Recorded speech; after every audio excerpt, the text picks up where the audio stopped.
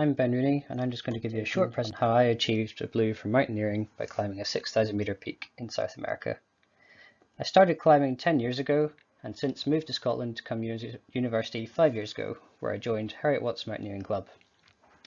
Here I went on to develop my skills in Scotland and in Europe, and since joined an expedition with some friends from home to go to Peru.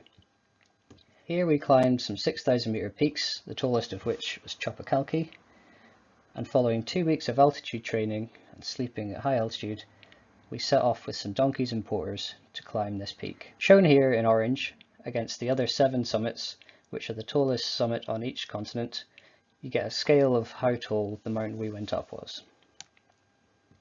We spent 5 days in total trying to climb this peak and camping on glaciers whilst wearing 1.3 kilogram double boots and carrying 30 kilogram backpacks, which is around half my body weight at the time, all whilst having only 45% lung capacity due to the altitude.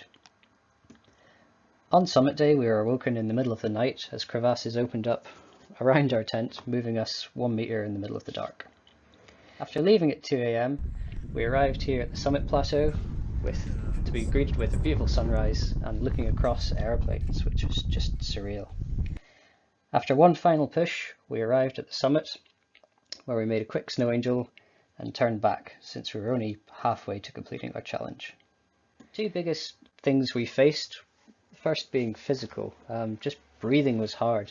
This photo was taken 18 metres below the summit of a second 6,000 metre peak, where we had to turn back because Helen just wasn't well. She wasn't the only one, everyone was suffering with headaches, and the second aspect was just psychological.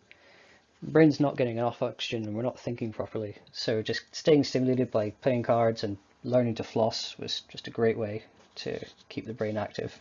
All of this wouldn't have been possible without Heriot-Watt's Mountaineering Club and the Sports Union.